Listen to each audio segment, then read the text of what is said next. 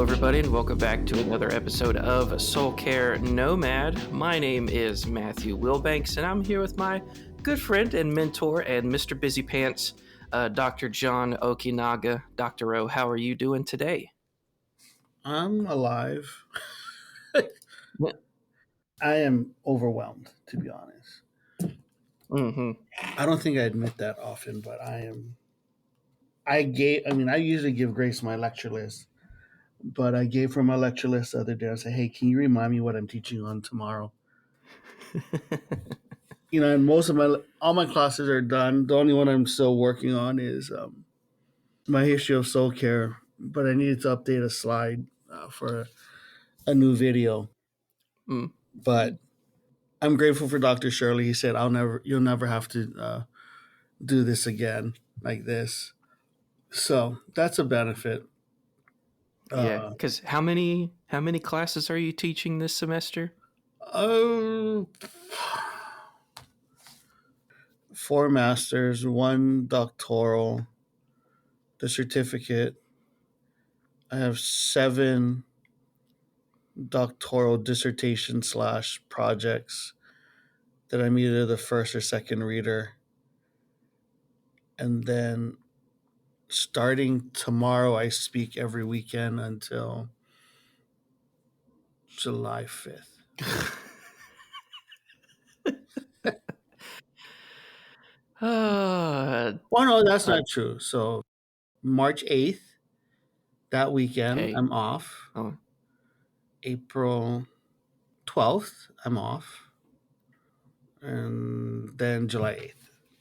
Okay, well, we were going at least one weekend a month, but then you just jumped over a couple months. Yeah, and I do this every single semester, every single stinking semester. And then I get hyper vigilant over the summer. I don't book anything for the fall.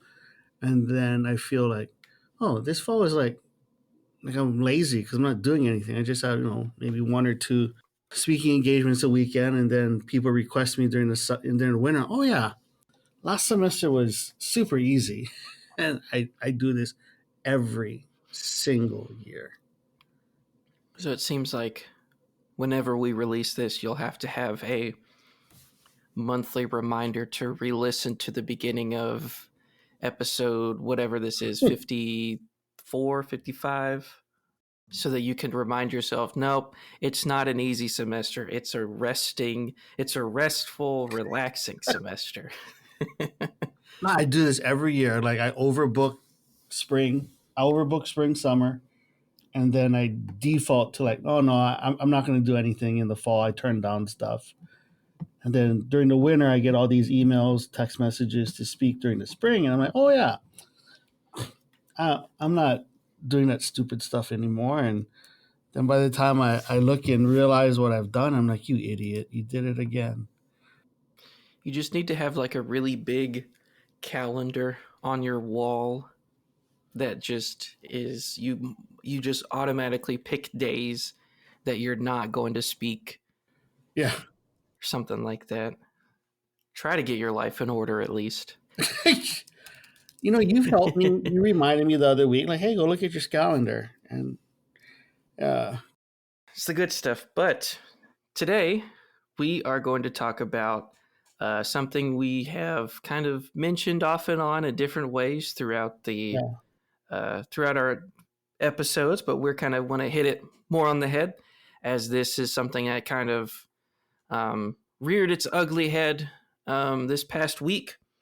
If you were at all paying attention to any of the drama surrounding the Super Bowl, part of it was the whole Kendrick Lamar and Drake beef.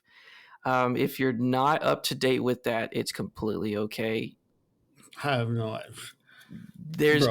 There's nothing you need to know about it other than a few little jabs in the halftime show, and that's about all that would bring up. Well, to see that or hear that there's a jab there, you need to be able to understand what the heck he was saying. What the heck is this rubbish? Hey, Worst Super hey, Bowl halftime of all time. hey, Not even close. Kendrick Lamar is a much better rapper than so many people out there. No, he's So top. you're just not used to it. Um, No, I'm used to music. I'm not used to trash.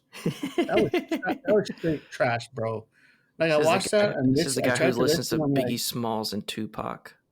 yeah, Biggie and Pac had like rhymes. This guy has like issues. But that's kind of what we're going to talk about today is what is the difference between honoring someone and worshiping someone. When this releases, it'll be on President's Day, and it's a bank holiday where we take the day off and we honor presidents and all that jazz, kind of whatever the Wikipedia article says about it. But I teach that day. I don't have off. yeah, it's a bank holiday, so normal jobs have off. Yeah, next week, Monday, I'm teaching on something. I gotta ask Grace. I was about to say, you don't even know. I But what don't. we want to talk about, bringing up Kendrick as Drake, is kind of this idea of celebrity worship. And what is the difference between honoring someone and worshiping someone? So, Dr. O, in your experience, you've had plenty of guys that you've had conversations with to where you realize, oh, their order of worship is completely out of whack, Mm-hmm. and they're getting more into the I am worshiping, as Romans 1 says, the creation rather than the creator. And so kind of Mm-hmm. what does that look like in someone's life when they worship creation rather than the creator? I think we need to look at just the foundation of this conversation. And one, we need to realize that honor is a command that acknowledges, someone's worth based on their God given dignity. You Mm, know, worship is only for God and God alone. mm, And you see a lot of celebrity worship. We see it with athletes. We see it with musicians, and that distortion or that misalignment of honor and worship is troubling, to say the mm, least. And it causes a lot of people to do stupid things and go down the wrong path. And you know, we mentioned it earlier, the Tupac and Biggie thing. It ain't, we my generation got that mixed up. What was the end result? Both of them are dead. mm, And that's a problem. Um, I think we need to realize that honor is limited, or it should be limited, but worship is ultimate. mm, And I think when we look at worship, worship should be placing God at the center of our desires, thoughts, affections, and that belongs only to Him. But when we worship people or things or I just said the A mantra: people, places, and things. But when we worship people, places, and things, and we elevate that over God, we get into trouble. mm, I think we can look at some examples, like in the Old Testament. We can see that the Jewish people, they worship things other than God. And what happened when the Israelites worship false gods? Matthew, what happened to them? I read this in Amos yesterday morning. God said, I have not just done this out of my anger. I have sent the prophets and told you time after time that destruction is coming because of your sin. And then, And what did they still do? well, they continue to sin. And And then what then happened to them? God sent destruction through the Babylonians and Assyrians. They were smoten. Mm-hmm. Is that even a Smitten. word? No, smitten is when you love someone. I will smote you. So what is I smotes? mean, if you want to just go everyday English language, they got. Let's see, is smoten a word? Smote is a past tense of the verb smite. Smite means to strike out. For now, he will smote me. Nope. Smoten is not a word. It Thank is God for it. smitten. I am correct. No, smite. It's smite, bro. Smite and smitten are two different words. No, the past participle, according to Google and the Oxford Languages Dictionary, is smitten. In literary, it is strike with a firm blow or be strongly attached to someone or something. It can mean either one, sir. I guess you're right. That's why I have Grammarly. He got him. You That's it. got. Yep, they got. This podcast is all over the place today. Um, we see a lot of hero worship. We see a lot of celebrity worship. I mean, look at T Swift. That woman is worshipped by millions of girls. It's not right. I mean, you talk bad about T Swift at the Super Bowl, and we had daggers coming out from some people's eyes. But there's a problem there. Worship is reserved for our Father in heaven. And I'll even argue, like, should we even be honoring rappers who talk about sex and drugs and all this other stuff? And I would even push back that they don't deserve honor in that sense. They especially as believers, we're held to a higher standard. We have to uphold things. Should I even care about Drake and who's the other guy? Lamar? Kendrick Lamar. And I'm showing my age. I really don't care. But back in the day when it was Pac and Biggie, did I have it wrong? Absolutely. West Coast, East Coast. I was a West Coast guy for sure, 1,000%. Down with Bad Boy. And I think oftentimes we default to the wrong things as being important. When we get our, not just roles in this case, you're talking about celebrity worship, celebrity honor. I would argue that they deserve neither. And what I mean by that, hey, we have to honor who they are. They're creating God's image, all that stuff. Yes, absolutely. But should it be taking up headspace and brain space on a news diss track that, because you said Drake came out with something already? I don't even know who Drake is. All I know about Drake is he cheers for the Raptors. And that if he's sporting a particular sports team's, gear for the finals, then you bet opposite. Yep. He's honestly, like, what are we investing our energy and time with? And if we say that, when we're addressing depression or anxiety, good in, good out, bad in, bad out, what are we filling our minds with? And when, Nicole found out that Lamar, Kendrick, whatever, was the halftime show, she was like, oh, I think her comment was like, are they going to allow him to swear? But yet, for you younger generation, you guys all knew him. Those under the age of 30, you knew all the inner jabs he was taking at Drake in the Super Bowl and all this other stuff. And all of us old heads are sitting there like, what the heck is going on? And it's like, we're seminary people. And hey, and I'm no better. Like I cracked a joke. It's not I made a comment like, well, I don't know any of these guys, but I will listen to a Pac or Biggie song every once in a while driving home after work. What does that say about me? And I think we're all guilty of this, that our minds are being filled with things that are inconsequential. Our minds are being filled with things that do not bring God praise, glory, and honor, and we're just wasting our time. Does that make sense, Matthew? Yeah. The thing is, like earlier this week, it's funny how God uses things that happen during the week at just random points to like reveal himself to us. So like earlier this week, Dak Prescott had a press conference and he's like, it's our turn. We're next because the Eagles won it. And I jokingly sent you a Bible verse, and that Bible verse just so happens, as we were talking, I was like, actually, this applies here.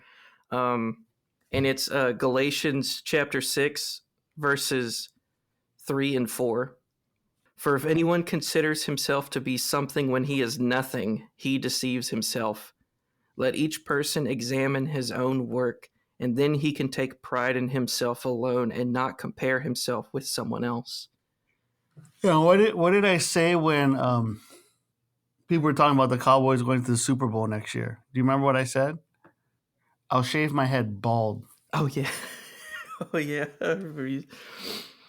But that's kind of the aspect. A lot has happened, like I've said in previous episodes. A lot's happened the last few months for my family, and this kind of verse has always been in the back of my head. Is, who do I think I am? Who do I think I am in the sight of the Lord? For if anyone considers himself to be something when he is nothing, it's not an understood that we can be something. It's an understood that in the eyes of God, we are nothing. Mm. And yet we try to get to the top of the ladder and be recognized. And in the eyes of humanity, I mean, there's a very good example at the very beginning of the Bible of when this happened. Genesis 11 at the Tower of Babel. Mm. And what happened then? God looked down from heaven. I think that's something we have to remember, is God is not waiting for us to get up to him. He's not trying to give us things so that we can reach him. He's already looking down and he already sees what's going on. And that could either be a great blessing or it could be a terrible curse. Yeah. And this idea of hero worship, celebrity worship, whatever it is, there are people that we should be honoring. We should be honoring people who deserve good things. We recognize there's a reason we have a Veterans Day. We recognize and honor those who have, sacrificed and given everything for the good of our country. And a lot of different countries have sort of things like this. We have different holidays, different day of recognitions in church life. We have a lot of things, but there is a difference between giving someone honor and worshiping him. We honor someone because of the great things they have done, and we can honor, like at the beginning of the Super Bowl, you have the award. Hold on. What great thing? So you're talking about? I'm gonna kind of put you on the spot here. Yeah. What great things has Drake or Kendrick done? Yeah, I don't know. I mean, they said some things towards each other, and everybody's just like, "Oh, he got him," and that's kind of it. I'm just giving you a hard time. I know. But I mean, even before all that happened, at the beginning of the Super Bowl, you have an award that's given to the Walter Payton Man of the Year. The guy who went to his community and did service work for those in need. A guy who gave of himself off of the football field. And yet that's kind of at the beginning of the Super Bowl, when everyone's still getting to the house, or they're still cooking. That's kind of done way at the beginning. That should be given a lot more than everything else, because we need to honor the good things that people do. And like you brought up, Dr. O, instead we honor the bad things that people do, because it's all a big show.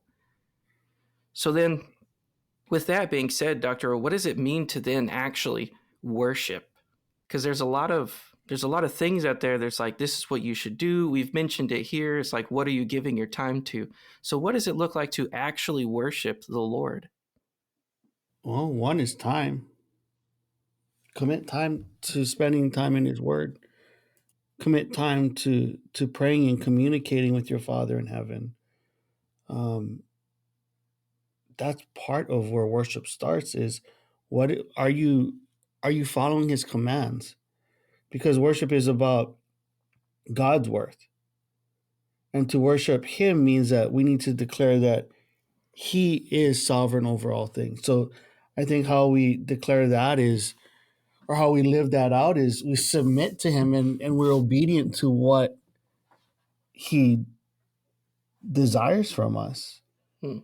um, is doing the hard things. The reward for obedience is obedience. You've heard me say that how many times in class? A few. And we're obedient to the call, not because we expect anything. We're obedient to the call because that's what he commands of us. Mm. And worship it's both on our own and also corporately at church. Like what you know, man, I love you, but you know, this past Sunday was the first time you worshiped in a while, correct? Yeah. It was the first time I've been to church in a few weeks. And how was that? It was quite refreshing. Yeah. Why? Because it was something that I wasn't doing. And Mm-hmm. because of that, you begin to realize. So Anselm the Great put it this way, that we should be giving God the honor he deserves, and yet we put it somewhere else. Mm. And when we do that, we will never fully give God what he deserves. And that's how he defines, one of the ways he defines worship. In just the past few weeks, I have not been giving God what he deserves. And then Mm. you do that for the first time in a while, and it's just like, man, I've been missing something. And it's just simply been giving of myself. It was pretty cool, Pastor John's sermon. I felt like he was just talking straight to you. Yeah. There's You a reason I know, grabbed my pen and started taking notes once I realized, oh, this is actually pretty good for me. just a little. But you know, like worship, it shouldn't be seen as a chore Mm, or a checkbox to check off. Worship should be done through obedience because we love him. mm, And that and we can also show worship by serving others. mm, And there's so many ways, but I think for this particular discussion, worship is obedience. mm, Are you being obedient to what God has placed on your heart? And if their answer is no, quit being stupid. mm. So that's my counsel there. Yeah. I have Luke 6 here. And for all our Bible scholars, probably know where I'm going with this. Starting verse 46, Jesus says, "Why do you call me Lord, Lord, and don't do the things I say?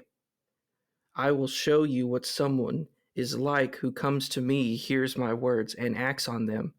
He is like a man building his house, who dug deep in the land, the foundation on the rock. And when the flood came, the river crashed against that house and couldn't shake it because it was well built. But Mm. the one who hears and does not act is like a man who built his house on the ground without a foundation. The river crashed against it, and immediately it collapsed, and the destruction of that house was great." The idea of building our foundation, building our lives, is something that we do every single day. Mm. Jesus calls himself the cornerstone, the one piece that's missing from the Jews' worship to the Lord, is they have all these things. Jesus says, "Do as the Pharisees teach, but not as they do." And we have a lot of people in our churches who teach the right things, and then you look at their lives and you're just like, do you even believe what you talk about?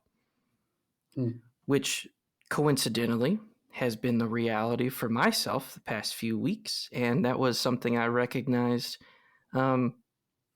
earlier this week. I was like, man, I'm just not doing right. Mm.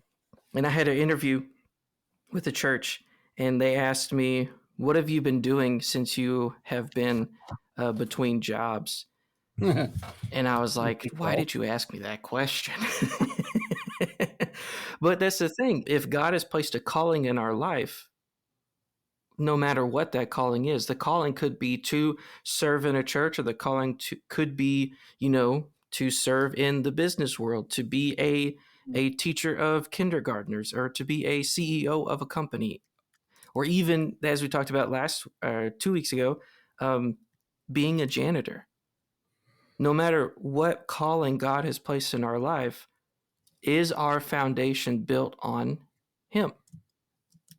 And if the answer is yes, then no matter what difficulties come, we will withstand it, because it is not us that is strong. It is the Lord who gives us strength.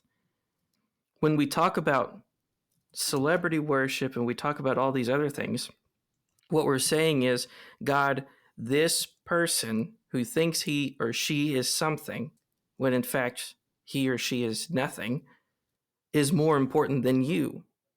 And I mentioned Romans 1 earlier, to where God gives people the desires of their heart. And he's like, see how that works out. Mm. And every time, 10 out of 10 times, it always ends in their destruction. Mm. Because, again, we have the example of the Israelites, who we often act like far too much. God gave them the desires of their heart. You want to worship other gods? Worship other gods. You want to do things that go against what I told you? Have at it.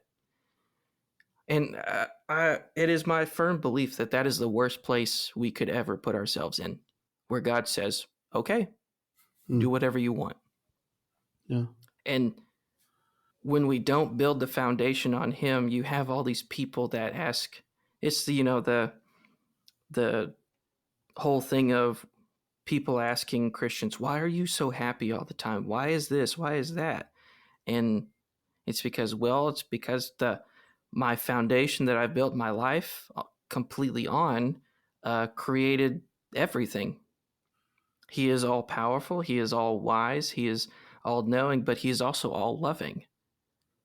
And the fact that God gives us the ability to fail really brings into perspective how great it is when we succeed in His love. And when we fall short of His glory, God is never waiting for us to fail, but instead He is stretching out His hand and saying, let's try this again. Yeah. And no matter how many times we get it wrong, if we are, what is it, 1 John 1:9, if we repent of our sin, He is faithful and just to forgive us of all unrighteousness. That God is wanting to forgive us. He is wanting us to get up and look at Him.